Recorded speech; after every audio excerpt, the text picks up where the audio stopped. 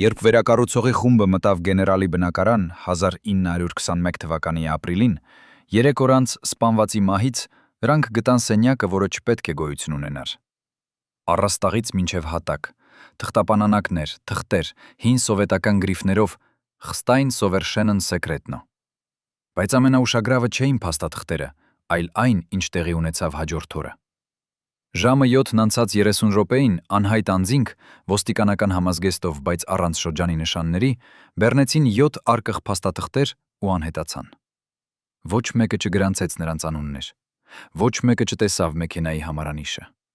1999 թվականի հոկտեմբերի 2-ին, երբ ներքին գործերի նախարարությունը փորձեց բացահայտել արկղերի ճանապարհորդությունը, պարզվեց, նման օպերացիա երբեք չի տեղի ունեցել։ Արկադի Տեր-Թադևոսյանի գաղտնի արխիվը կորավ, չթողնելով հետք։ Բայց մի փոքրիկ սխալ թույլ տվեց այդ փաստաթուղթը։ Մեկ թղթապանակ ընկավ Սանդղաբեմում, եւ դրսացու հին ավան իսկական մարդ գտավ այն 3 շաբաթ ետք։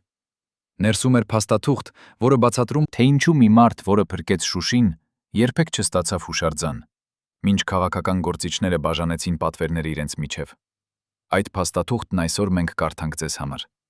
Բայց նախքան դա մենք պետք է վերադառնանք 1987 թվականի սեպտեմբեր, երբ Արկադի Տեր-Թադևոսյանը, 48 տարեկան ԽՍՀՄ գնդապետ, Աֆղանստանի լեռների փորձառու Լեռնային աղվես, նստած էր Թբիլիսիի բնակարանում եւ լսում էր իր կնոջ Ասմիկի խոսքերը։ Նա խոսում էր Հայաստանի մասին, Արցախի մասին, հայ ժողովրդի մասին, որը նորից գտնվում էր վտանգի մեջ։ Ասմիկը չէր պարզապես հուզված կին, նա ակտիվիստ էր, Արցախյան շարժման անդամ, եւ նրա խոսքերը ոչ թե աղերս էին, այլ հրաման։ Մենք պետք է տեղափոխվենք Երևան, ասաց նա։ Արկադին անձամբ չէր գրկել քաղաքական գաղափարներ, նա զինվոր էր, եւ զինվորները չեն հավատում քաղաքականությանը։ Բայց նա սիրում էր իր կնոջը, եւ նա գիտեր, երբ Ասմիկը որոշում է ընդունել այդպիսի հաստատությամբ, դա նշանակում է, որ ինչ-որ բան իսկապես լուրջ է տեղի ունեցել։ 1987-ի նոյեմբերին նրանք արդեն Երևանում էին, եւ Արկադին անմիջապես տեսավ, որ իրավիճակը շատ ավելի վատ էր, քան նա կարող էր պատկերացնել։ Սահմանամերձ հայկական գյուղերը հրդեհվում էին, մարդիկ փախչում էին իրենց տներից, եւ ոչ ոք չկարողանում էր նրանց պաշտպանել։ Երևանում, ուր նա հանդիպեց հին ընկերների, նախկին սպաների, ով ինչպես եւ նա, տեսել էին Աֆղանստանը, խոսակցությունը արագ դարձավ անհրաժեշտության քննարկում, ինչ որ բան անելու մասին։ Բայց ինչ։ ԽՍՀՄ դեռ գոյություն ուներ, եւ զինված խմբեր կազմակերպելը նշանակում էր բռնել ուղիղ ճանապարհ դեպի բանտ։ Արկադին գիտեր սա, նրա ընկերները գիտեին սա, բայց ամեն անգամ, երբ նրանք լսում էին հերթական գյուղի այրման մասին, նրանք զգուզգում էին, որ ընտրություն չկա։ Մի օր 1988 թվականին Արկադին հանդիպեց մի կնոջ, ով փորձում էր էվակուացնել իր 14 տարեկան որդուն Ստեփանակերտից։ Տղան անդամահատության վտանգի տակ էր, հյուսվածքներում կարկանդակ էր սկսվել, եւ նրան անհրաժեշտ էր անհապաղ բժշկական օգնություն Երևանում։ Բայց ճանապարհները փակ էին։ Ադրբեջանական ՕՄՈՆ-ի խմբավորումները վերահսկում էին բոլոր ելքերը, եւ նրանք չէին թողնում հայերին անցնել։ Կինը խնդրեց Արկադիին օգնություն, եւ նա, օգտագործելով իր հին սպայական կապերը, փորձեց կազմակերպել տղայի տեղափոխումը։ Նա հաջողեց ձևակերպել ավտոմեքենայի թույլտվություն, հաջողեց համաձայնեցնել անցումը միջանկյալ հսկիչ կետերով։ Բայց երբ ավտոմեքենան հասավ վերջին արգելակին, ՕՄՈՆ-ի սպաները պարզապես հրաժարվեցին բաց անել բարիերները։ Նրանք ասացին. հայերը չեն անցնի։ Կինը աղաչում էր, բացատրում էր, որ երեխան մահանում է, բայց սպաները միայն ծիծաղում էին։ Արկադին, որ զանգահարել էր հեռախոսով եւ փորձում էր ճնշում գործադրել իր դիրքից, լսեց, թե ինչպես է մեկը ՕՄՈՆ-ից ասում. «Թող մեռնի, մի հայ պակաս»։ Տղան մեռավ 2 օր անց։ Արկադին երբեք չհանդիպեց նրան, նույնիսկ չգիտեր նրա անունը, բայց այդ մահը փոխեց ամեն ինչ։ Մինչ այդ նա տարակուսանքի մեջ էր, արդյոք պետք է ընդգրկվել սահմանամերձ տարածքների պաշտպանության մեջ, թե ոչ։ Հիմա նա գիտեր պատասխանը։ 1990 թվականին նա դարձավ Սասունցի Դավիթ կամավորական խմբի անդամ, ոչ պաշտոնական, ոչ գրանցված, ոչ ճանաչված զինված ձևավորում, որը պաշտպանում էր հայկական գյուղերը։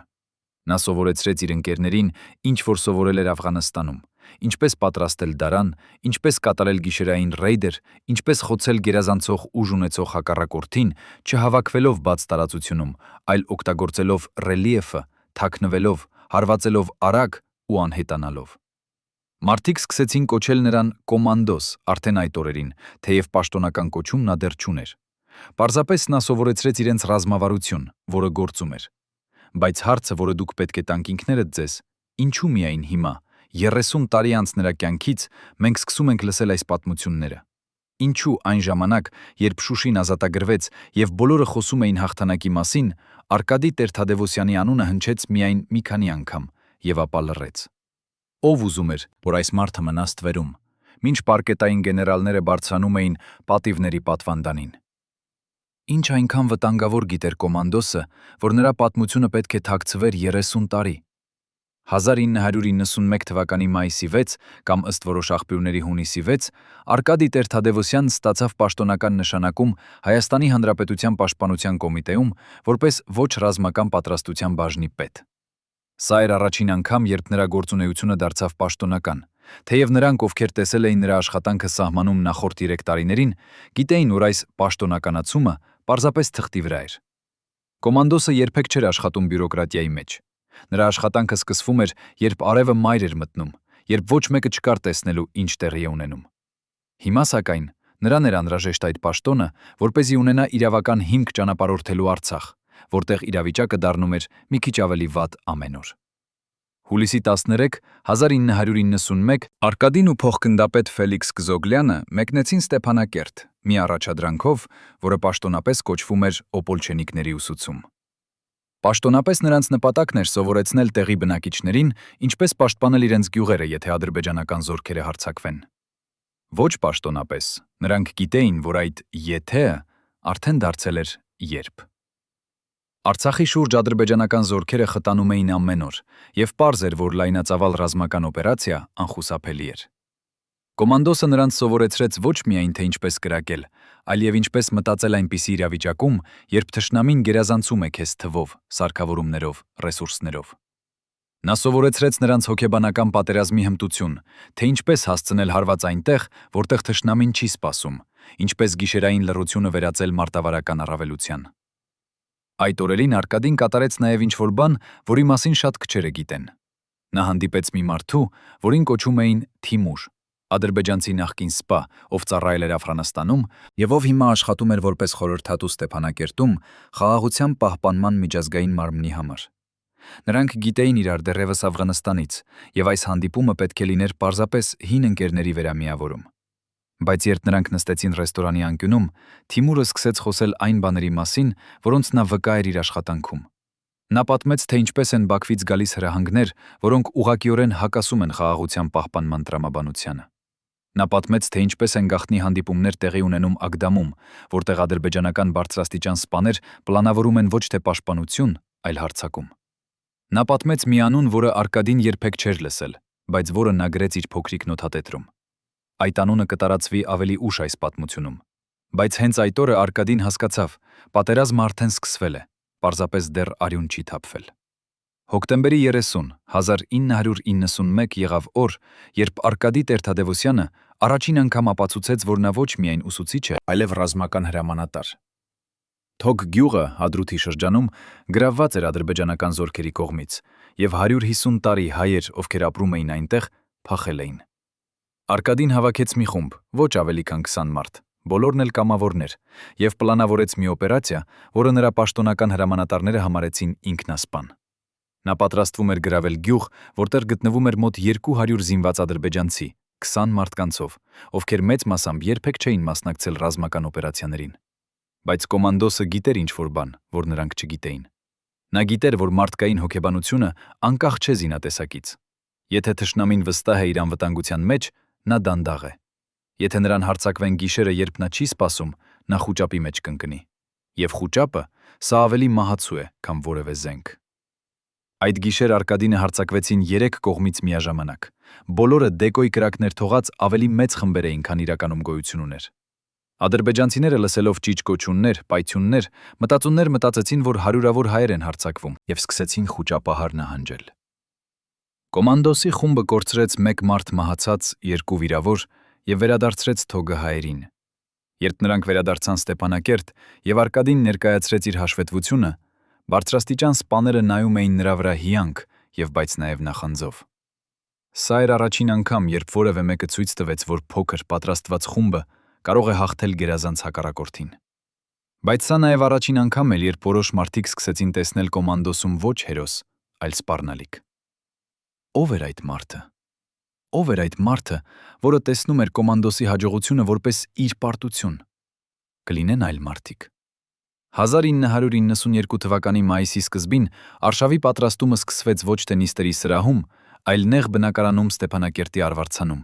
որտեղ 5 մարդ նստած էին քարտեզի շուրջ եւ սահմանել էին պլան, որը պետք է փոխեր ամեն ինչ։ Շուշին։ Սա էր ոչ միայն Արցախի պատմական սիրտը, այլև ռազմավարական բանալին ամբողջ տարածաշրջանի համար։ Ով վերահսկում էր Շուշին, վերահսկում էր Ստեփանակերտը, քանի որ քաղաքը գտնվում էր բարձունքի վրա, որտեղից արտիլերիան կարող էր հասնել մայրաքաղաքը։ Ադրբեջանցիները գիտեին սա, հայերը գիտեին սա, եւ երկու կողմերն էլ հասկանում էին, որ մայիսի վերջում որևէ մեկը կփորձի լուծել այս իրավիճակը ուժով։ Հարցը միայն նա էր, ով առաջինը։ Արկադի Տեր-Թադևոսյանը առաջարկեց պլան, որը ուներ մի պարզ տրամաբանություն։ Չսպասել, մինչև ադրբեջանցիները նախապատրաստեն իրենց հարձակումը, այլ հարձակվել հիմա, երբ նրանք դեռ վստահ են իրենց պաշտպանության մեջ։ Նրա պլանը ենթադրում էր 2 գծով միաժամանակ ներթափանցում, մեկը հյուսիսից, մեկը հարավից, եւ գիշերային օպերացիա, երբ ադրբեջանական արտիլերիան չի կարողանա օգտագործել իր պահուստները։ Նա հաշվարկեց, որ նրանց անհրաժեշտ է մոտ 2500 մարդ, բայց հիմնական բանը չի թիվը, այլ համակարգումը։ Եթե երկու խմբերը չհարձակվեին միաժամանակ, եթե նրանցից որևէ մեկը ուշանար թեկուզ 10 րոպե, ամբողջ օպերացիան կպատատրեր։ Բայց երբ նա ներկայացրեց այս պլանը լեգալ հրամանատարությանը, նա հանդիպեց դիմադրության։ Մի հատուկ մարդ, որի անունը մենք չենք կտրելու այստեղ, բայց որին մենք կկոչենք Անձ Ա։ Կարծիք էր, որ օպերացիան շատ ռիսկային էր եւ իրենք պետք է սպասել ավելի լավ պահի։ Արկադին փորձեց բացատրել, որ ավելի լավ պահ չի լինի, ամեն օր ադրբեջանցիները ավելի են ամրանում Շուշիում, ավելի շատ զենք են բերում, ավելի շատ սպաներ։ Բայց Անձ Ա չէր լսում։ Նա ուներ իր սեփական պատճառները, որոնք ավելի քիչ վերաբերում էին ռազմավարությանը եւ ավելի շատ քաղաքականությանը։ Իսկ քաղաքականությունը, ինչպես կոմանդոսը շուտով կիմանար, էր ամենավտանգավոր թշնամին, ավելի վտանգավոր, քան ադրբեջանական ՕՄՈՆ-ը, ավելի վտանգավոր, քան արտիլերիան Շուշիում։ Բայց Արկադի Տեր-Թադևոսյանը չէր կարող սպասել քաղաքական հավանությունը։ Նա գիտեր, ամեն օր, որ նրանք ծառայում են բանավեճերին Ստեփանակերտի նիստերի սրահներում, Շուշիում զինված ադրբեջանցիները ամրացնում են իրենց դիրքերը եւ շուտով հարձակումը դեպի Ստեփանակերտ կլինի անխուսափելի։ Նա կազմակերպեց գաղտնի հանդիպում առանց Անձ Այի եւ նրա թիմի։ Խոսեց ուղղակիորեն կամավորների հետ, ովքեր արդեն 1 տարի կռվում էին սահմանում։ Նրանք ասացին այո առանց տատանման։ Բայց հետո կատարվեց ինչ-որ բան, որը պետք է փոխեր ամեն ինչ։ Ինչ-որ մեկը պատմեց Անձ Ային։ Կոմանդոսը պլանավորում է օպերացիա առանց պաշտոնական թույլտվության։ Անձ Ա անմիջապես կանչեց Արկադիին իր գրասենյակ եւ ասաց նրան ուղղակիորեն. Եթե նա փորձի կազմակերպել Շուշիի հարձակում առանց հաստատման, նա կկալանավորվի խուլիգանության եւ անհնազանդության մեղադրանքով։ Կոմանդոսը նայեց նրան չհավատալով։ Նա տեսավ մարդու աչքերում ոչ ռազմական պատրաստվածություն, ոչ ազգային հպարտություն, այլ վախ եւ նախանձ։ Անձ Ա վախենում էր, որ եթե Արկադին հաջողվի Շուշին ազատագրել, այն բոլոր պարկետային գեներալները, ովքեր նստած էին Երևանի գրասենյակներում եւ պահանջում էին պատիվներ առանց 1 օր առաջնագծում լինելու, կթվան ավելորդ։ Եվ այդ պահին կոմանդոսը հասկացավ մի բան, որ նա երբեք չէր մոռանա։ Ամենավտանգավոր թշնամին գտնվում է ոչ թե հակառակորդի դիրքերում, այլ քո սեփական շարքերում։ Ում այն մարդը, ով վախենում է քո հաջողությունից, ավելի վտանգավոր է, քան ադրբեջանական արտիլերիան, քանի որ արտիլերիան կրակում է բաց, բայց նախանձը խրում է դանակ թիկունքը։ Արկադին հրաժարվեց պայքարել Անձ Այի հետ։ Նա պարզապես ասաց. «Լավ, ես կսպասեմ ձեր հրամանը»։ Բայց երբ նա դուրս եկավ այդ գրասենյակից, նա գիտեր ճշգրիտ թե ինչ էր անելու։ Նա չէր սպասելու ոչ մի հրամանի։ Նա էր գնում արձակել Շուշին, եւ նա էր անելու դա այնպես, որ երբ Անձ Ան լսի այդ մասին, արդեն ուշ լինի արգելելու համար։ Բայց նա նաև գիտեր, որ այս որոշումը կունենա հետևանքներ։ Հաջողության դեպքում նա կդառնա հերոս, բայց նա նաև կդառնա սպառնալիք բոլոր նրանց համար, ովքեր կարիերա են շինել պատերազմի վրա առանց պատերազմելու։ Ո՞վ էին այդ մարդիկը, ովքեր նախընտրում էին Շուշին մնա ադրբեջանական ձեռքում, քան թե կոմանդոսը ստանա պատիվ։ Արդյոք այս նախանձը դադարեց Շուշիի ազատագրումից հետո, թե այն շարունակեց աշխատել 30 տարի։ Մայիսի 7-ը 1992 սկսվեց որպես սովորական օր Ստեփանակերտում, բայց կոմանդոսի համար դա էր օր, երբ բոլոր ռիսկերը պետք է արդարացվեին։ Արևածագից հետո նա հավաքեց իր մոտակա թիմը 12 մարդ, ովքեր իրեն հետ էին դեռևս Աֆղանստանից, եւ ասաց նրանց միայն 2 բառ. այսօր գիշեր։ Նրանք հասկացան առանց լրացուցիչ բացատրությունների։ Մինչ արևը մայր էր մտնում, Արկադին անձամբ այցելեց ամեն մի խումբ, որը պատրաստվում էր օպերացիայի։ Նա չպատմեց ամբողջ պլանը ոչ մեկին, միայն յուրաքանչյուրը գիտեր իր սեփական դերը։ Սա էր անվտանգության միջոց, քանի որ կոմանդոսը գիտեր անձ-ան ունի լրտեսներ կամավորների շրջանում։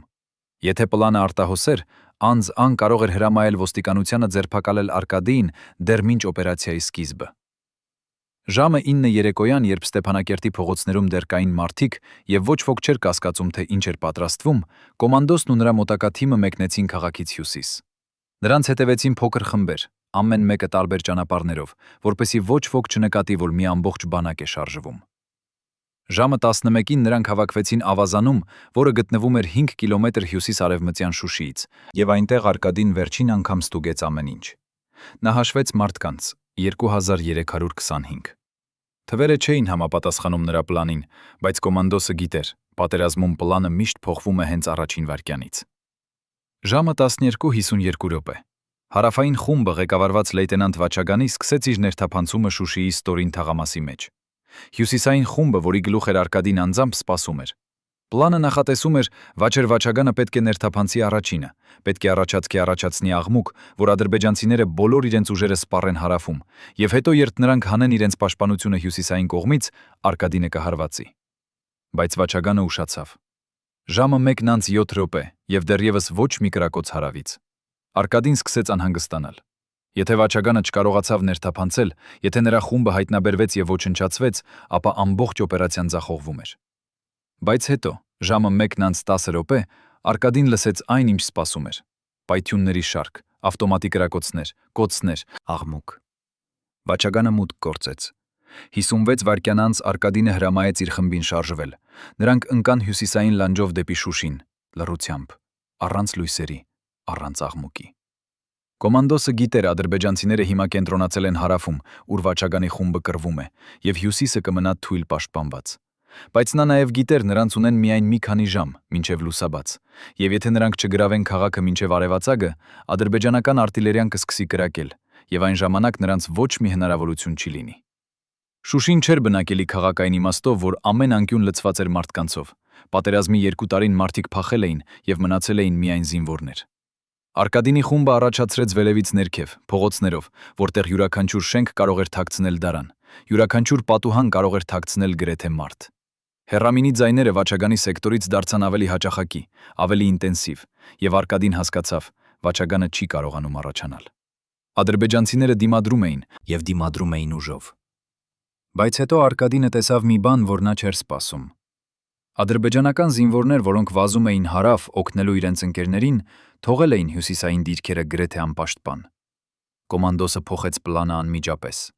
Նա բաժանեց իր խումբը 3 մասի եւ հրամայեց նրանց միաժամանակ գրավել 3 կարևոր շենք՝ քաղաքային վարչություն, հոսպիտալ եւ հին բերդ, որտեղից կարելի էր վերահսկել ամբողջ քաղաքը։ Նա գիտեր, եթե նրանք գրավեն այդ 3 կետերը, Շուշին գործնականում ընկնում է, անկախ նրանից, թե ադրբեջանցիները քանի հազար զինվոր ունեն այլ տեղերում։ Բայց հետո, ժամը 3 լուսաբացից առաջ, Վաչագանի հեռաձայնը լռեց։ Արկադին փորձեց կապ հաստատել, բայց պատասխան չեկավ։ Նա ուղարկեց մի փոքր խումբ ստուգելու, թե ինչ տեղի ունեցավ հարավում, բայց երբ նրանք վերադարձան, նրանք ասացին միայն Վաչագանը վիրավոր է, բայց կռվում է։ Նրա խումբը կորցրեց 15 մարդ։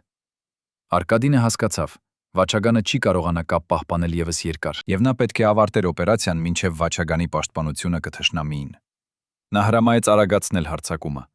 Մայիսի 8-ի լուսաբացին, երբ առաջին արևի ճառագայթները դիպան Շուշիի ավերակներին, կոմանդոսը կանգնած էր հին բերդի պատերի վրա եւ տեսավ, ադրբեջանական դրոշը իջնում էր քաղաքային վարչությունից եւ փոխարինվում էր հայկական դրոշով։ Շուշին ազատագրվեց։ Բայց արժեքը էր ավելի բարձր, քան Արկադին սպասում էր։ Վաչագանը մեռավ իր վերքերից 2 ժամ անց։ 112 հայ զինվորներ չվերադարձան։ 342 վիրավորներ էին։ Եվ երբ Արկադինը նստեց բերդի աստիճաններին եւ նայեց դեպի Ստեփանակերտը, որ տեսանելի էր հեռավորության մեջ, նա զգաց ոչ թե հաղթանակի էյֆորիան, այլ դատարկություն։ Նա փրկեց քաղաքը, բայց կորցրեց ընկերներ։ Եվ նա գիտեր, երբ նա վերադառնա Ստեփանակերտ, Անձ-ան չի շնորհավորի նրան։ Անձ-ան կփնտրի ճանապարհ պատժելու նրան անհնազանդության համար։ Ով էր այն մարդը, ով տեսավ Շուշիի ազատագրումը եւ մտածեց ոչ թե մենք հաղթեցինք, այլ ինչպես ես կարող եմ օգտագործել դա։ Հայությունը տեսավ Շուշիի ազատագրումը որպես հրաշք։ Հայ դիասպորան խոսում էր Կոմանդոսի մասին որպես լեգենդարի հերոսի մասին, բայց Երևանում, իշխանության միջանցքներում զրույցները տարբեր էին։ Կար մի փոքր խումբ, ոչ ավելի քան 5-6 մարդ, ովքեր գիտեին, եթե Արկադի Տեր-Թադևոսյանը շարունակի ստանալ հանրային ճանաչում, նրանք բոլորը կդառնան անտեսանելի։ Ինչու՞։ Քանի որ իրենց պատիվները, իրենց գեներալական աստիճանները, իրենց քաղաքական դիրքերը հիմնված էին պատմության վրա, որը նրանք գրել էին իրենց համար։ Այդ պատմությունում Շուշին ազատագրվել էր բարդ ռազմավարական պլանի շնորհիվ, որը մշակել էին բարձրաստիճան հրամանատարները Երևանում, իսկ կամավորները պարզապես կատարել էին հրամանները։ Այդ պատմությունում Կոմանդոսը էր միայն մի լավ գնդապետ, ոչ ավելին։ Բայց ճշմարտությունը տարբեր էր, եւ սա վտանգավոր էր։ Ճշմարտությունը նա էր, որ Շուշին ազատագրվեց հակառակ Երևանի հրամանատարության, հակառակ իրենց պլաններին, հակառակ իրենց արգելքներին։ Եվ եթե այս ճշմարտությունը դուրս գար, ինչ կլիներ այդ բարձրաստիճան սպաների կարիերայի հետ, ովքեր պնդում էին, որ իրենք էին հաղթանակի ճարտարապետները։ Մայիսի 25-17 օր անց Շուշիի ազատագրումից Արկադի Տեր-Թադևոսյանը ստացավ գեներալ-մայորի կոչում։ Այս պետք է լիներ պատիվ, ճանաչում, արդարություն, բայց երբ հրամանագիրը ստորագրվեց Երևանում, այն անեց առանց տոնակատարության, առանց հանրային արարողության, առանց ճեպներ տալու։ Կոմանդոսը ստացավ իր աստիճանը թղթի վրա, բայց ոչ ճանաչման մեջ, որին նա արժանի էր։ Ավելին, հրամանատարությունը սկսեց տարածել այլ պատմություն։ Նրանք ասացին, որ Շուշիի օպերացիան պլանավորվել էր Երևանում, որ անձ-անը անձամբ հաստատել էր պլանը, որ Կոմանդոսը պարզապես կատարել էր, ինչ ասվել էր նրան։ Արկադինը լսեց այս ստերը եւ չասաց ոչինչ։ Նա գիտեր, եթե նա սկսի հերքել, նա կդառնա բողոքող գեներալ, նախանձող մարդ, ով փնտրում է պատիվներ։ Եվ նա չուզում էր այդպիսի պիտակ։ Նա ուզում էր պարզապես վերադառնալ առաջագից, վերադառնալ իր զինվորներին, վերադառնալ պատերազմին, որտեղ ամեն ինչ պարզ էր, թշնամին այն կողմում է, իսկ դու այստեղ։ Բայց նրանք չթողեցին նրան հանգիստ։ 1992-ի հունիսին անձ-ան կանչեց Արկադիին իր գրասենյակ եւ առաջարկեց նրան նոր դիրք Երևանում, պաշտպանության նախարարության մեջ, կադրերի բաժնի պետ։ Կոմանդոսը հասկացավ անմիջապես, սա ուղղակի չէր թարգմանվում որպես բարձրացում, այլ որպես աքսոր։ Նրանք ուզում էին հեռացնել նրան Արցախից, հեռացնել նրան առաջագծից, հեռացնել նրան զինվորներից, ովքեր հավատում էին նրան։ Նրանք ուզում էին նրան դարձնել բյուրոկրատ, թղթապանակներ լցնող պաշտոնյա, ով չի կարողանա ազդել ռազմավարության վրա։ Արկադինը նայեց անձային։ Նա կարող էր հրաժարվել, նա կարող էր ասել ոչ եւ շարունակել մնալ Արցախում։ Բայց նա նաեւ գիտեր, եթե նա հրաժարվի, նրանք կգտնեն այլ ճանապարհներ ձերբազատվելու նրանից։ Նրանք կհորինեն մեղադրանքներ, կստեղծեն սկանդալներ, կդարձնեն նրան խնդրահարույց գեներալ, ով չի հետևում կարգապահությանը։ Եվ ամենավատը, նրանք կարող էին սկսել հետաքննել Շուշիի օպերացիան, կարող էին փորձել ապացուցել, որ Արկադինը խախտել էր ռազմական կարգապահությունը, երբ հարձակվեց առանց պաշտոնական հաստատման։ Եվ ամաժամանակ նա կարող էր ոչ միայն կորցնել իր դիրքը, այլև ավարտել բանտում։ Արկադինը ընդունեց դիրքը։ Նա տեղափոխվեց Երևան, բնակվեց փոքրիկ բնակարանում կենտրոնում եւ սկսեց իր աշխատանքը նախարարությունում։ Բայց ամեն գիշեր, երբ նա փակում էր աչքերը, նա տեսնում էր Շուշին։ Նա տեսնում էր Վաչագանին, ինչպես մահանում էր իր վերքերից։ Նա տեսնում էր այն 112 մարդկանց, ովքեր չվերադարձան։ Եվ նա տեսնում էր անձ-այի դեմքը, երբ նա առաջարկեց նոր դիրք։ Եվ Արկադինը հասկացավ, իրական պատերազմը ավարտված չէ։ Իրական պատերազմը հենց սկսվում է։ Եվ այս պատերազմում թշնամին չի կրում համազգեստ։ Ով էր այն մարդը, ով շահեցավ ամենաշատը Շուշիի ազատագրումից, բայց չհայտնվեց երբեք ռազմադաշտում։ Ով էր այն մարդը, ով ստացավ մեդալներ, մինչ Կոմանդոսը մնաց կադրերի բաժնի պետ։ Եվ ամենակարևորը, ով էր այն մարդը, ով 30 տարի ապահովեց, որ Արկադի Տեր-Թադևոսյանի ճշմարիտ պատմությունը մնա թաքնված։ Այն 7 հարկղերը, որոնք կորան 1991-ի ապրիլին, ուներ պատասխանները։ Բայց այդ արկղերը երբեք չգտնվեցին։ Կամ գտնվեցին, բայց ոչ մեզանից ոչ մեկի կողմից, այլ նրանց կողմից, ովքեր վախենում էին ճշմարտությունից ավելի քան թշնամուց։ 1994-ի աշնանը Արկադի Տեր-Թադևոսյանը նստած էր իր գրասենյակում պաշտպանության նախարարության մեջ եւ նայում էր հայելուց։ Նա տեսավ մարդու, ով տարիքով էր 55, բայց տեսքով 70։ Մազերը, որոնք Աֆղանստանում եղել էին սև, հիմա ամբողջությամբ ճերմակ էին։ Դեմքը, որը երբեմն եղել էր հարթ, հիմա ծածկված էր ծանր կնճիռներով։ Աչքերը, որոնք տեսել էին լեռներ եւ պատերազմներ, հիմա խորացել էին գանգուր մեջ։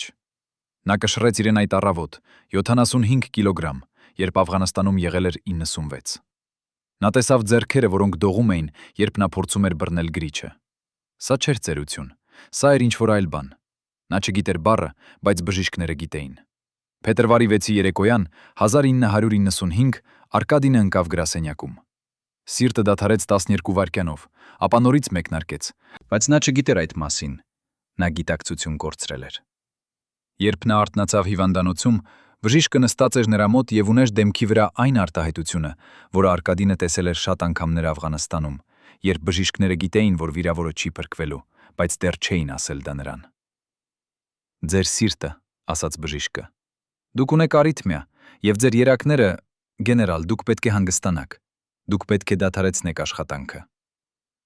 Արկադինը նայեց նրան եւ մտածեց. ինչպես կարող է մարդ դադարեցնել աշխատանքը, երբ աշխատանքը միակ բանն է, որ պահում է նրան կենդանի։ Բայց նա պատմեց ոչ մեկին։ Նա վերադարձավ գրասենյակ 2 շաբաթ անց եւ շարունակեց կատարել իր թղթային աշխատանքը, կադրերի բաժնի պետի աշխատանքը, մարդու աշխատանքը, ով դառնում էր անտեսանելի մի քիչ ավելի ամեն օր։ Նրա ձեռքերը դողում էին առավոտյան։ Նրա սիրտը թռչում էր անկանոն ռիթմով ամեն գիշեր։ Նա կորցրեց քաշը շարունակաբար։ Բայց ամենավատը չէր ֆիզիկական քայքայումը։ Ամենավատը էր այն, ինչ տեղի էր ունենում նրա հոգում։ Նա սկսեց տեսնել մարդկանց դեմքերում ոչ թե մտադրություններ, այլ խաբեություն։ Երբ ինչ-որ մեկը մտնում էր նրա գրասենյակ, նա մտածում էր. ինչու է այս մարդը իրականում այստեղ։ Երբ ինչ-որ մեկը հարցնում էր նրան հարց, նա մտածում էր, որ հարցն է իրականում ուզում տալ։ Հուլիսին 1996 Արկադինը խնդրեց խորհրդակցություն հոգեբանի մոտ։ Նա չէր ասում բժշկին իր իսկական վավախերը, նա պարզապես ասաց, որ ունի դժվարություններ քնելու հետ։ Բժիշկը նախագրեց հանգստացնող դեղեր, բայց Արկադինը երբեք չսկսեց օգտագործել դրանք, քանի որ նա գիտեր խնդիրը չէր քունը։ Խնդիրը էր այն, որ երբ նա փակում էր աչքերը, նա տեսնում էր Շուշին, եւ նա տեսնում էր անձ Ա-ի դեմքը, եւ նա մտածում էր, արդյոք անձ Ան դեռ շարունակում է հետևել նրան։ Արդյոք անձ Ան դեռ ունի լրտեսներ նրա շուրջը։ Արդյոք անձ Ան դեռ սպասում է պահի, երբ կոմանդոսը կդառնա այնքան թույլ, որ հնարավոր կլինի վերջնականապես ոչնչացնել նրան։ Պարանոյա։ Թերևս։ Բայց Արկադինը տեսել էր բավականաչափ պատերազմներ իմանալու։ Պարանոյան երբեմն միակ բանն է, որը պահում է քեզ կենդանի։ Արդյոք այդ տարիներին, երբ Արկադինը դանդաղորեն մարում էր Երևանի գրասենյակում, անձան քնում էր հանգիստ գիշերները։ Արդյոք անձան երբևէ մտածում էր այն 112 մարդկանց մասին, ովքեր մեռան Շուշիում։ Թե նա պարզապես հաշվում էր իր մեդալները եւ պատրաստում էր իր հուշերը։ Մարտի 11, 2002 Արկադի Տեր-Թադևոսյանը մտավ Պաշտպանության նախարարության արխիվ։ Նա ուներ պաշտոնական թույլտվություն, որպես կադրերի բաժնի պետ, նա կարող էր մուտք գործել գրեթե ցանկացած փաստաթուղթ։ Բայց այն, ինչ նա փնտրում էր, չէր պաշտոնական։ Նա փնտրում էր թղթապանակներ, որոնք պետք է գոյություն ունենային, բայց որոնք երբեք չհայտնվեցին պաշտոնական տվյալներում։ Թղթապանակներ, որոնք պատկանում էին օպերացիայի Շուշիում մայիսի 8-9 1992։ Արխիվիստը Ծերկին անունով Լուսինե նայեց նրան եւ ասաց. «Գեներալ, այդ թղթապանակները տեղափոխվեցին հատուկ պահեստ 1995-ում։ Դուք պետք է ունենաք հատուկ թույլտվություն»։ Արկադինը հարցրեց. «Հատուկ թույլտվություն ումից»։ Լուսինե լռեց մի պահ, ապա ասաց անունը. Անձ Բ. Մի մարդ, ով 1997-ից դարձել էր Պաշտպանության նախարարության ղեկավարներից մեկը եւ ով նախկինում եղել էր անձ Ա-ի ամենամոտ օգնականը։ Արկադինը հասկացավ անմիջապես, սա չէր պատահական։ Շուշիի թղթապանակները չէին փակ, որովհետև դրանք պարունակում էին ռազմական գաղտնիք։ Դրանք փակ էին, որովհետև պարունակում էին քաղաքական վտանգ։ Արկադինը փորձեց ստանալ թույլտվություն անձ Բ-ից։ Նա գրեց պաշտոնական խնդրանք։ Պատասխանը եկավ 2 շաբաթ անց։ Մերժված։ Հիմնավորում պահպանել պետական անվտանգությունը։ Պետական անվտանգություն։ Ինչպիսի անվտանգություն կարող էր սպառնալ 10 տարի հին ռազմական հաշվետվություններից։ Արկադինը հասկացավ, խնդիրը չէր անվտանգությունը, խնդիրը էր այությունը։ Խնդիրը էր այն, որ այդ թղթապանակները պարունակում էին փաստեր, որոնք հակասում էին պաշտոնական պատմագրությանը։ Դրանք պարունակում էին ակնարկներ, որ Շուշին ազատագրվել էր առանց Երևանի հաստատման։ Դրանք պարունակում էին անուններ մարդկանց, ովքեր փորձել էին կանխել օպերացիան։ Եվ ամենակարևորը, դրանք պարունակում էին ապացույցություններ, որ անձ ԱՆ եւ նրա թիմը փորձել էին ձերբակալել կոմանդոսին անմիջապես նախքան օպերացիան։ Բայց արխիվում աշխատող Լուսինեն ասաց Արկադիին ինչ-որ բան, որ նա երբեք չմոռացավ։ Նա ասաց. «Գեներալ, 1995-ի օգոստոսին, երբ թղթապանակները տեղափոխվեցին, ես նկատեցի, որ 3 թղթապանակ բացակայում էին։ Ցուցակում գրված էր 22 թղթապանակ, բայց բերվեցին միայն 19։ Ես հարցրեցի մատակարարներին, եւ նրանք ասացին, որ այդ 3 թղթապանակները կորել են տեղափոխման ընթացքում։ Բայց ես տեսա նրանց ցուցակի վրա. թղթապանակ 172A, գաղտնի հաղորդակցություն Երևան-Ստեփանակերտ, մայիս 1992։ Թղթապանակ 172 B. Հրամաններ եւ հակասություններ։ Թղթապանակ 172 G. Անձնական նամակներ եւ գաղտնի ակնարկներ։ Եվ այդ 3 թղթապանակները երբեք չգտնվեցին։ Արկադինը հեռացավ արխիվից դանդաղ քայլերով։ Նրա ձեռքերը դողում էին, նրա սիրտը թրջում էր անկանոն, բայց նրա գլուխը պարզ էր. 3 թղթապանակ, որոնք կարող էին ապացուցել ճշմարտությունը Շուշիի մասին, կորան։ Եվ ով էր պատասխանատու տեղափոխման համար։ Անձ B։ Ով էր անձ B-ի ամենամոտ դաշնակիցը։ Անձ A։ Դա չէր պատահական, դա էր օպերացիա։ Օպերացիա, որը տևեց 10 տարի եւ որի նպատակը էր ոչնչացնել բոլոր ապացույցությունները, որ կոմանդոսը եղել է Շուշիի ճշմարիտ հերոսը եւ որ պարկետային գեներալները եղել էին պարզապես խոչընդոտներ։ Ինչու այնքան կարևոր էր նրանց թաքցնել այդ ճշմարտությունը։ Արդյոք նրանց վախը էր միայն պատվի կորուստը, թե էր ինչ-որ ավելի խորը։ 1999 սկսվեց որպես տարի, երբ Հայաստանը սկսեց փոխվել։ ՂԱՍ-ը համը արդեն գոյություն չուներ 5 տարի։ Արցախի պատերազմը ավարտվել էր 3 տարի։ Երկիրը փորձում էր կառուցել նոր ապագա, բայց Արկադի Տեր-Թադևոսյանի համար ոչինչ չէր փոխվել։ Նա դեռ նստած էր նույն գրասենյակում, դեռ կատարում էր նույն աշխատանքը, դեռ ապրում էր նույն փոքր բնակարանում։ Նրա սիրտը դեռ խանգարում էր, նրա ձեռքերը դեռ դողում էին, եւ յուրաքանչյուր օր, երբ նա նայում էր լուրերին եւ տեսնում էր անձ A-ին կամ անձ B-ին արարողությունների վրա, մեդալներով, պատվերներով, նա զգում էր ոչ թե զայրույթ, այլ դատարկություն։ Հունվարի 17, 2000 Արկադինը ստանում է հեռախոսազանգ ինչ-որ մեկից, ում նա չէր ճանաչում։ Ձայնը ասաց. «Գեներալ, ես եմ Տիգրանը։ Մենք չենք հանդիպել, բայց ես ծառայեցի Շուշիում։ Ես էի 6-ի Շուշիում։ Ես էի Վաչագանի խմբում։ Ես ունեմ ինչ-որ բան, որ ձեզ պետք է տեսնել»։ Արկադինը համաձայնեց հանդիպել նրա հետ։ Նրանք հանդիպեցին փոքր սրճարանում կենտրոնում, եւ Տիգրանը, հիմա 45 տարեկան տաքսու վարորդ, հանեց փաթեթ իր պայուսակից։ «Սա գտա իմ հին իրերի մեջ երեկ», ասաց նա։ «Ես չգիտեի, որ դեռ ունեմ դա, բայց երբ գտա, հասկացա, դուք պետք է տեսնեք»։ Արկադինը բացեց փաթեթը։ Ներսում էին լուսանկարներ։ Մայիսի 9, 1992 Լուսաբացից հետո Շուշիում։ Լուսանկարներում Վաչագանը, վիրավոր, բայց դեռ ողջ, խոսում է կոմանդոսի հետ։ Լուսանկարներում հայ զինվորներ, հոգնած, բայց ժպտող, կանգնած հին բերդի պատերի վրա։ Եվ հետո մի լուսանկար, որը Արկադինը երբեք չէր տեսել։ Լուսանկար, որտեղ կոմանդոսը կանգնած է քաղաքային վարչության դիմաց, եւ ետևում պատի վրա դեռ տեսանելի է ադրբեջանական գրություն։ Լուսանկարում Արկադինի դեմքը լցված է արյունով։ Նրա համազգեստը պատրված է, բայց նրա աչքերում ինչ-որ բան, ինչ-որ Արկադինը արդեն չտեսավ հայելուց։ Կյանք։ Տիգրանը ասաց. «Վաչագանը տվեց ինձ այս ֆիլմը 1 ժամ նախքան մահը։ Նա ասաց. եթե ես չվերապրեմ, տես, որ այս լուսանկարները հասնեն կոմանդոսին։ Բայց հետո խառնաշփոթ եղավ, եւ ես մոռացա։ Ես ցավում եմ, բայց հիմա, երբ գտա դրանք, հասկացա, դեռ ոչ ուշ է»։ Արկադինը նայեց լուսանկարներին երկար, ապա նա հարցրեց. «Քանի հոգի գիտեն այս լուսանկարների մասին»։ Տիգրանը ասաց. «Միայն ես եւ դուք»։ Արկադինը ասաց. «Պահիշ դրանք, մի ցույց տուր ոչ մեկին, եւ եթե ինձ ինչ-որ բան պատահի, տես, որ դրանք հասնեն լրագրողներին»։ Տիգրանը նայեց նրան անհասկացող։ «Ինչու, գեներալ, ինչու դուք չեք ցույց տալիս դրանք հիմա»։ Արկադինը ժպտաց, մի ժպիտ, որը չհասավ աչքերին։ «Քանի որ ես դեռ պետք է ապրեմ, Տիգրան, եւ եթե ես ցույց տամ այս լուսանկարները հիմա, կան մարդիկ, ովքեր կապահովեն, որ ես չապրեմ երկար»։ Տիգրանը հեռացավ պահելով փաթեթը։ Արկադինը մնաց սրճարանում խմելով սուրճ, որը սառել էր, եւ նա մտածեց. ինչքան ժամանակ, մինչև այն մարդիկ, ովքեր վախենում են ճշմարտությունից, կհասկանան, որ Տիգրանը ունի այդ լուսանկարները։ Ինչքան ժամանակ, մինչև նրանք կփորձեն ստանալ դրանք։ Եվ ամենակարևորը, ով է այդ մարդը, ով վախենում է ավելի շատ, քան բոլոր մյուսները։ Ով է այդ մարդը, ով շահեց ամենաշատը կոմանդոսի լռությունից։ Եվ ամենակարևորը, ով է այդ մարդը, ով դարձավ հարուստ, ով դարձավ հզոր, ով դարձավ անդառնալի։ 2006-ում Արկադինը տեղափոխվեց Դոսավ։ Պաշտոնապես սա էր առաջ խաղացում։ Անպաշտոնապես սա էր հերթական փորձ հեռացնել նրան ռազմական կառույցներից։ Բայց Արկադինը արդեն չէր պայքարում։ Նա պարզապես ընդունեց դիրքը, տեղափոխվեց նոր գրասենյակ, շարունակեց իր դանդաղ անհետացումը։ Նրա սիրտը դեռ խանգարում էր, նրա ձեռքերը դեռ դողում էին, բայց նա ապրում էր։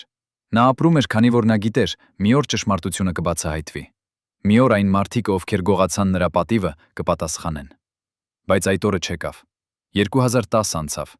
2015 անցավ, 2020-ը եկավ, եւ նրա հետ նոր պատերազմ։ Արկադինը նայում էր լուրերին եւ տեսնում էր Շուշին, նրա քաղաքը, որը նա ազատագրել էր 28 տարի առաջ, անկնում ադրբեջանական զորքերի ձեռքը։ Նա տեսավ եւ նրա սիրտը կոտրվեց։ Ոչ քաղաքականորեն, ոչ հոգեբանորեն, բուկմակերական իմաստով։ Նրա սիրտը կոտրվեց եւ 2 ամիս անց 2021-ի մարտի 31-ին Արկադի Տեր-Թադևոսյանը մեռավ։ Բայց մի հարց մնաց օդում, հարց, որը կոմանդոսը տարավ իր հետ գերեզման։ Ով է այդ մարդը, ով վախեցավ նրանից ավելի, քան թշնամուց։ Ով է այդ մարդը, ով հարստացավ Շուշիի արյունից, մինչ կոմանդոսը մարում էր գրասենյակում։ Ով է այդ մարդը, ով գողացավ պատիվը եւ թաղեց ճշմարտությունը։ 2021-ի փետրվարի 22, երբ Երևանում դեռ ձյուն էր գալիս եւ քաղաքը կծկված էր մառախլի մեջ, Արկադի Տեր-Թադևոսյանի բնակարանի դուռը թակեցին 3-րդ անգամ այդ շաբաթ։ Առաջին անգամը եկել էր ջերմուկ բերող աշխատողը, թեև Արկադին երբեք չէր պատվիրել ջերմուկ։ Երկրորդ անգամը եկել էր էլեկտրիկը, ստուգելու անսարքությունը, որը երբեք չէր եղել։ Հիմա դարձյալ ինչ-որ մեկն էր դռան մյուս կողմում։ Արկադինը չբացեց։ Նա նստած էր իր աթոռում եւ սպասում էր, մինչեւ ոտնաձայները հեռանան սանդղաբեմի վրա։ Նա արդեն գիտեր, թե ինչի համար էին գալիս նրանք։ Նրանք փնտրում էին այն, ինչ նա թաքցրել էր 30 տարի։ 1992-ի հուլիսին, 1 ամիս անց Շուշիի ազատագրումից, Արկադինը կատարել էր ինչ-որ բան, որի մասին նա երբեք չպատմեց ոչ մեկին։ Նա պատճենահանեց 3 փաստաթուղթ, որոնք պաշտոնապես երբեք չպետք է գոյություն ունենային։ Առաջին փաստաթուղթը, հեռագիր Երևանից Ստեփանակերտ, ուղարկված մայիսի 7-ին 1992-ի, որտեղ ան հրամայում էր ձերբակալել գեներալ-մայոր Տեր-Թադևոսյանին, եթե նա փորձի սկսել օպերացիա առանց թույլտվության։ Երկրորդ փաստաթուղթը, ներքին հուշագիր, որտեղ անձ B-ն գրում էր անձ A-ին։ Կոմանդոսը դառնում է վտանգ մեր պատվիրակության համար։ Երրորդ փաստաթուղթը, ցուցականունների 17 հոգի, ովքեր շահեցին Շուշիի ազատագրումից, ստանալով պետական պայմանագրեր, հողատարածքներ, բիզնես արտոնություններ։ 17-ից 15-ը երբեք չէին եղել Շուշիում։ Արկադինը պահել էր այդ փաստաթղթերը 3 տարբեր վայրերում։ Մի պատճենը իր բնակարանում, թաքնված 5 գրքի էջերի միջև։ Մի պատճենը Տիգրանի մոտ, տաքսի վարորդի մոտ, ով պահում էր նաև վաճառանի լուսանկարները։ Մի պատճենը ինչ-որ մեկի մոտ, որի անունը նա երբեք չհիշատակեց, նույնիսկ իր կնոջը։ Բայց հիմա, երբ նա նստած էր իր աթոռում եւ լսում էր, թե ինչպես են ոտնաձայները հեռանում սանդղաբեմով, նա հասկացավ, նրանք գիտեին։ Ինչ-որ մեկը պատմել էր նրանց։ Ինչ-որ մեկը նրա կողքից, ինչ-որ մեկը ում նա վստահում էր, դարձել էր լրտես։ Նա վերցրեց հեռախոսը եւ զանգահարեց Տիգրանին։ Ոչ մի պատասխան։ Զանգեց նորից։ Ոչ մի պատասխան։ Զանգեց 3-րդ անգամ եւ վերջապես Տիգրանի կինը պատասխանեց։ Նրա ձայնը դողում էր։ Գեներալ, Տիգրանը հիվանդանոցում է, վթար է եղել 3։ Նրա տաքսին ինչ-որ մեկը կտրել է նրան ճանապարհին եւ նա բախվել է ծառին։ Բժիշկները ասում են նա կապրի, բայց գեներալ, երբ ես գնացի տուն բերել նրա իրերը, տեսա դուռը բաց է։ Բնակարանը շուռ է եկել։ Նրանք ամեն ինչ որոնել են։ Արկադինը փակեց հեռախոսը։ Նրա ձեռքերը այլևս չէին դողում։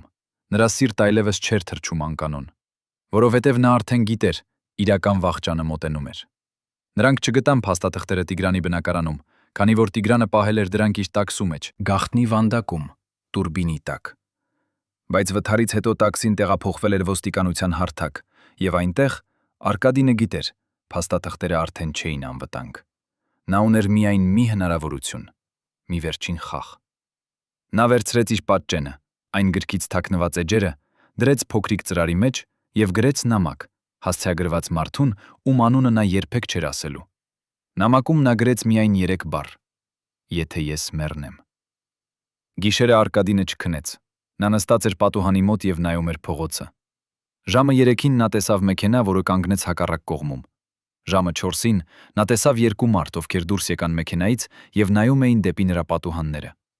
Ժամը 5-ին մարդիկ վերադարձան մեքենա։ Ժամը 6-ին մեքենան հեռացավ։ Բայց Արկադինը գիտեր, նրանք վերադառնալու էին։ Հարցը միայն երբ։ Եվ ամենակարևորը, արդյոք նա կապրի բավականաչափ երկար, որպեսզի տեսնի, թե ինչ կլինի իր վերջին նամակի հետ։ Ով էր այն մարդը, ով այնքան վախենում էր 3 թուղթեջից։ Ով էր այն մարդը, ով պատրաստ էր սպանել, թաքցնելու համար ճշմարտությունը։ Եվ ամենակարևորը, ինչու։ Ինչու այնքան կարևոր էր, որ ոչ ոք երբեք չիմանա, թե ով իսկապես փրկեց Շուշին։ 2020-ի նոյեմբերի 10-ը։ Արկադի Տեր-Թադևոսյանը նստած էր հեռուստացույցի դիմաց եւ նայում էր, ինչպես է Շուշին, նրա քաղաքը, նրա հաղթանակը, նրա արյունը անկնում։ Նա տեսավ ադրբեջանական զինվորների, ովքեր մտնում էին քաղաքային վարչություն, այն շենքը, որտեղ նա կանգնել էր 28 տարի առաջ եւ տեսել հայկական դրոշը բարձրանալ։ Նա տեսավ հին բերդը, որտեղ նա նստել էր 28 տարի առաջ եւ զգացել դատարկություն հաղթանակի փոխարեն։ Նա տեսավ այն փողոցները, որտեղ Վաչագանը մարել էր իր խմբի համար։ Հեռուստացույցում վերլուծաբաններ բացատրում էին, ինչու Շուշին ընկավ։ Նրանք խոսում էին ռազմավարական սխալների, անբավարար պաշտպանության, թույլ հրամանատարության մասին։ Բայց Արկադինը գիտեր ճշմարիտ պատճառը։ Շուշին ընկավ, որովհետև այն մարդիկը, ովքեր պետք է պաշտպանեին այն, 28 տարի անց դեռ նույն մարդիկ էին, ովքեր փորձել էին կանխել նրա ազատագրումը 1992-ի մայիսին։ Նույն մարդիկը, ովքեր հարստացել էին պատերազմից, առանց երբևէ տեսնելու ռազմադաշտ։ Նույն մարդիկը, ովքեր գողացել էին պատիվները եւ թաղել էին ճշմարտությունները։ Արկադինը փակեց հեռուստացույցը։ Նա չէր կարող նայել ավելի։ Նրա կինը Ասմիկը, որը հիմա 81 տարեկան էր եւ շարժվում էր ձեռնափայտով, նստեց նրա կողքին։ Դու գիտեիր, որ սա կլինի, հարցրեց նա։ Արկադինը ոչինչ չպատասխանեց երկար ժամանակ, ապա նա ասաց. Ես գիտեի, որ մի օր կլինի։ Երբ դու թողնում ես գայլերին պահպանել հոտը, միշտ գալիս է իսե օրը, երբ գայլերը ուտում են ոչխարները։ Ասմիկը նայեց նրան։ Դու պետք է ինչ-որ բան անես, դու պետք է պատմես ճշմարտությունն։ Արկադինը թափահարեց գլուխը։ Ես փորձեցի, 30 տարի ես փորձեցի, բայց ով լսում է ծեր զինվորին, երբ գեներալները եւ քաղաքական գործիչները վերահսկում են պատմությունը։ Նա վեր կացավ դանդաղ, գնաց իր սենյակ, բացեց հին դարակը, որտեղ պահում էր իր համազգեստը, այն համազգեստը, որը կրել էր Շուշիում։ Համազգեստը, թեև լվացված էր տասնյակ անգամներ, դեռ ուներ մի փոքր արյան հետք ձախ թևքանակի վրա։ Վաչագանի արյունը, երբ Արկադինը պահել էր նրան նրա վերջին րոպեներին։ Նա դիպավ արյան հետքին մատնելով, ապա փակեց դարակը եւ վերադարձավ հյուրսենյակ։ Ասմիկը դեռ նստած էր։ Ինչ ես պատրաստվում անել, հարցրեց նա։ Արկադինը նայեց դեպի պատուհանը։ Արևը մայր էր մտնում Երևանի վրա։ Քաղաքը, որը նա սիրել էր 33 տարի, քաղաքը, որի համար նա կռվել էր, քաղաքը, որը երբեք իսկապես չճանաչեց նրան։ Ես պատրաստվում եմ սպասել, ասաց նա։ Սպասել, մինչև ժամանակը գա։ Իսկ երբ կգա այդ ժամանակը, հարցրեց Ասմիկը։ Արկադինը շրջվեց նրա դեպքը։ Նրա աչքերում, այն աչքերում, որոնք տեսել էին Աֆղանստանի լեռները, Շուշիի փողոցները, Վաչագանի մահը, կար ինչ-որ բան նոր։ Ոչ վախ, ոչ հուսվախ, ոչ հուսահատություն, այլ հանգստություն։ Երբ ես հեռանամ, ասաց նա, երբ ես այլևս չկամ, եւ նրանք մտածեն, որ ճշմարտությունը մեռել է ինձ հետ, այն ժամանակ կգա։ Ասմիկը հասկացավ։ Նա միշտ հասկացել էր։ Դրա համար էր նա սիրել այդ մարդուն 52 տարի։ Նա վեր կացավ, մոտեցավ նրան, պարզեց իր ձեռքը։ Արկադինը բռնեց այն, եւ երկուսը կանգնեցին պատուհանի մոտ, նայելով դեպի քաղաքը, որը մթնում էր։ Արդյոք այդ երեկո նրանք երկուսն էլ գիտեին, որ դա վերջին ձմեռն է։ Արդյոք նրանք երկուսն էլ զգացին, որ ինչ-որ բան փոխվում է։ Արդյոք Արկադինը արդեն տեսավ իր վերջը, մոտենում դանդաղ, անխուսափելի, ինչպես ձմեռային մթնշաղը։ 2021-ի մարտի 31-ի առավոտը Արկադի Տեր-Թադևոսյանը արթնացավ 6 ժամին։ Սա էր վերջին առավոտը, թեև նա դեռ չգիտեր դա։ Նա արթնացավ ինչպես միշտ, սովորությամբ, որը մնացել էր Աֆղանստանից։ Նա բարձրացավ, շարժվեց դեպի խոհանոց, դրեց թեյնիկը կրակի վրա։ Նա նայեց պատուհանից։ Երևանը դեռ քնած էր։ Փողոցներում դեռ ոչ ոք չկար, միայն մի շուն, որը փնտրում էր ուտելիք աղբամանների մոտ։ Թեյնիկը սկսեց սուլել։ Արկադինը հանեց այն կրակից, լցրեց մի բաժակ թեյ։ Նա նստեց սեղանի մոտ։ Նա խմեց մի կում։ Նա զգաց, թե ինչպես է ջերմ հեղուկը իջնում ներսից։ Նա զգաց իր սիրտը թրջում անկանոն։ Նա զգաց ծանրություն կրծքավանդակում։ Նա ձեռք մեկնեց դեպի հեռախոսը, բայց չհասավ։ Նա ընկավ։ Ասմիկը գտավ նրան 10 րոպե անց։ Նա կանչեց շտապօգնություն։ Բժիշկները եկան 15 րոպե անց։ Նրանք փորձեցին վերակենդանացնել։ Նրանք աշխատեցին 20 րոպե։ Բայց Արկադի Տեր-Թադևոսյանի սիրտը, այն սիրտը, որը տեսել էր Աֆղանստանը եւ Շուշին, այն սիրտը, որը կոտրվել էր 2020-ի նոյեմբերին, այն սիրտը, որը կրել էր 30 տարի լռության ցավը, դադարեց։ Նրա երկրային ուղին ավարտվեց, բայց պատմությունը չավարտվեց։ Օրեր անց, երբ Արկադիի մարմինը պատրաստվում էր վերջին ուղևորությանը, երբ հարազատները եւ ընկերները հավաքվում էին հրաժեշտի, երբ Երևանը սկսում էր հիշել, թե ով էր այդ մարդը, ինչ-որ մեկը ստացավ նամակ։ Փոքրիկ ծրար, առաքված 2 ամիս առաջ, պահված ապահով վայրում, հիմա բացվեց։ Ներսում էին 3 փաստաթուղթ՝ հեռագիր, հուշագիր, ցուցակ։ Եվ մի նամակ, 3 բառով. Եթե ես մեռնեմ։ Այդ մարդը, ում անունը մենք չենք կտրելու, կարդաց փաստաթղթերը։ Կարդաց 1 անգամ, կարդաց 2 անգամ, կարդաց 3-րդ անգամ եւ հասկացավ։ Այս չէր պարզապես պատմություն հին սխալների մասին։ Սա էր քարտեզ, որը ցույց էր տալիս, թե ով շահեց Շուշիի արյունից։ Սա էր ցուցակ անունների, մարդիկ, ովքեր դարձան հարուստ, մինչ կոմանդոսը մարում էր գրասենյակում։ Սա էր ապացույցություն, որ մեծագույն դավաճանությունը եղել է ոչ թե ռազմադաշտում, այլ իշխանության միջանցքներում։ Այդ մարդը նստեց իր գրասենյակում եւ մտածեց երկար։ Նա կարող էր հրապարակել այդ փաստաթղթերը հենց հիմա։ Կարող էր տալ լրագրողներին, կարող էր դնել ինտերնետում, կարող էր ապահովել, որ ամբողջ Հայաստանը տեսնի ճշմարտությունը։ Բայց նա նաեւ գիտեր, այդ ցուցակում էին անուններ մարդկանց, ովքեր դեռ ունեին իշխանություն, դեռ ունեին հարստություն, դեռ ունեին կապեր։ Եվ նա գիտեր, եթե նա հրապարակի այդ փաստաթղթերը, այդ մարդիկը կանեն ամեն ինչ, ոչնչացնելու դրանք եւ նրան։ Նա որոշեց սպասել, ոչ միշտ, ոչ 30 տարի ինչպես Արկադինը սպասեց, այլ մինչև 6, այլ մինչև ճիշտ պահը,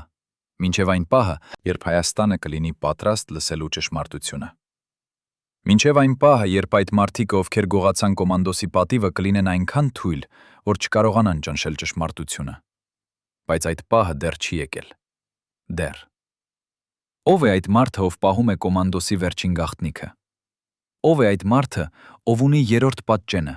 այն պատճենը, որը Արկադինը երբեք չհիշատակեց։ Ո՞վ է այդ մարդը, ով սպասում է ճիշտ պահին ազատելու համար ճշմարտությունը։ Արդյոք այդ մարդը կապրի բավականաչափ երկար։ Արդյոք այդ մարդը կունենա քաջություն։ Արդյոք Հայաստանը երբևէ կլինի պատրաստ։ 1992-ի մայիսի 8-ից հետո, Շուշիի ազատագրումից հետո, 17 մարտ ստացավ պետական պայմանագրեր, որոնք դարձրին նրանց միլիոնատերեր։ 6 մարտ ստացավ գեներալական աստիճաններ, առանց երբևէ մասնակցելու ռազմական օպերացիաներին։ 9 մարտ ստացավ հողատարածքներ Արցախում, այն հողատարածքները, ցքները, որոնք ազատագրվեցին կոմանդոսի եւ զինազինվորների արյունով։ Այդ 17 մարդկանցից 15-ը դարձան քաղաքական գործիչներ, բիզնեսմեններ, հանրային դեմքեր։ Մեկը դարձավ նախարար, մեկը դարձավ խորհրդարան, բոլորը հարուստ։ Արկադի Տեր-Թադևոսյանը երբեք չստացավ այդ ամենից ոչինչ։ Նա ավարտեց իր կյանքը փոքր բնակարանում, փոքր կենսաթոշակով, փոքր հիշողությամբ։ Նրա կինը Ասմիկը ապրեց 2 տարի նրա մահից հետո։ Նա մեռավ 2023 թվականի հունվարին 83 տարեկան։ Նրանք չունեին երեխաներ։ Նրանց փոքրիկ բնակարանը վաճառվեց պարտքերը մարելու համար։ Նրանց իրերը տարածվեցին հարազատների միջև։ Նրանց պատմությունը սկսեց անհետանալ։ Բայց Վաչագանի լուսանկարները, այն լուսանկարները, որոնք Տիգրանը պահել էր իր տաքսու մեջ, փրկվեցին։ Երբ տաքսին տեղափոխվեց ոստիկանության հարթակ 2021-ի փետրվարին, եւ երբ անհայտ մարդիկ փորձեցին որոնել այն, Տիգրանի եղբայրը, ով աշխատում էր ոստիկանության մեջ, հասցրեց հանել գաղտնի վանդակից փաթեթը։ Նա չբացեց այն, նա պարզապես պահեց։ Եվ երբ Տիգրանը բուժվեց իր վթարից, երբ նա տեղեկացավ կոմանդոսի մահվան մասին, նա վերցրեց այդ փաթեթը եւ թաղեց այն իր այգու խորքում։ «Մի օր», ասաց նա իր կնոջը, Մի օր, երբ անվտանգ կլինի, ես կհանեմ դա։ Հայաստանը շարունակեց ապրել։ Երկիրը փոխվեց, իշխանությունները փոխվեցին, բայց ինչ-որ բան չփոխվեց։ Այն մարդիկ, ովքեր հարստացան պատերազմից, մնացին հարուստ։ Այն մարդիկ, ովքեր գողացան պատիվները, մնացին հարգված։ Այն մարդիկ, ովքեր դավաճանեցին կոմանդոսին, երբեք չպատասխանեցին։ Անձ մեռավ 2017 թվականին Իրան կողմում, շրջապատված ընտանիքով, պատվավոր։ Անձ Բեն դեռ ողջ է։ Նա ապրում է մեծ տան մի մեջ Երևանի կենտրոնում։ Նա ունի բիզնեսներ, կապեր, ազդեցություն։ Երբ լրագրողները հարցնում են նրան Շուշիի ազատագրման մասին, նա միշտ պատմում է իր տարբերակը պատմության։ Տարբերակ, որտեղ նա էր հերոսը, եւ կոմանդոսը միայն գործիք։ Բայց ինչ-որտեղ, փոքր այգի մեջ Երևանի արվարձաններից մեկում թարված է փաթեթ, Վաչագանի լուսանկարներով։ Ինչ-որտեղ անվտանգ վայրում պահված է ծրար, 3 փաստաթղթով, որոնք կփոխեն ամեն ինչ։ Ինչ-որտեղ անհտատ մարդուսեղանի դարակում պառկած է Արկադի Տեր-Թադևոսյանի վերջին նամակը։ Եվ մի օր, երբ ժամանակը կգա, երբ Հայաստանը կլինի պատրաստ, երբ այն մարդիկ, ովքեր գողացել են ճշմարտությունը, կլինեն այնքան թույլ, չկարողանալու ճնշել այն, այդ փաստաթղթերը կծագեն ինչպես լույսը լուսաբացին, կծագեն ինչպես ավեն ինչպես արյունը վերքից, կծագեն ինչպես ճշմարտությունը, երբ ժամանակը գալիս է։ Եվ այն ժամանակ Հայաստանը կիմանա, թե ով իսկապես փրկեց Շուշին, կիմանա, թե ով դավաճանեց հերոսներին, կիմանա, թե ինչու Վաչագանը մեռավ գրասենյակում, մինչ ուրիշներ հարստանում էին։ Մինչև այդ օրը կոմանդոսի պատմությունը մնում է անավարտ։ Մնում է կես ճշմարտություն, կես սուտ։ Մնում է պատմություն, որը գրել են հաղթողները, ոչ թե ռազմադաշտի, այլ իշխանության միջանցքների հաղթողները։ Բայց ճշմարտությունը երբեք չմեռնում։ Ճշմարտությունը սպասում է։ Ինչպես սպասում էր Արկադինը 30 տարի, ինչպես սպասում է այդ անհայտ մարդը հիմա, ինչպես սպասում է Վաչագանի լուսանկարը թաղված խավարում։ Եվ մի օր, երբ այդ սպասումը կավարտվի, երբ այդ փաստաթղթերը կտեսնեն լույսը, երբ Հայաստանը կհայտնաբերի իր իսկական պատմությունը, այն ժամանակ կոմանդոսը կստանա իր իրական պատիվը։ Ոչ մեդալներ, ոչ մոնումենտներ, այլ ճշմարտություն։ Միայն ճշմարտություն։ Այն ճշմարտությունը, որը նա արժանի էր։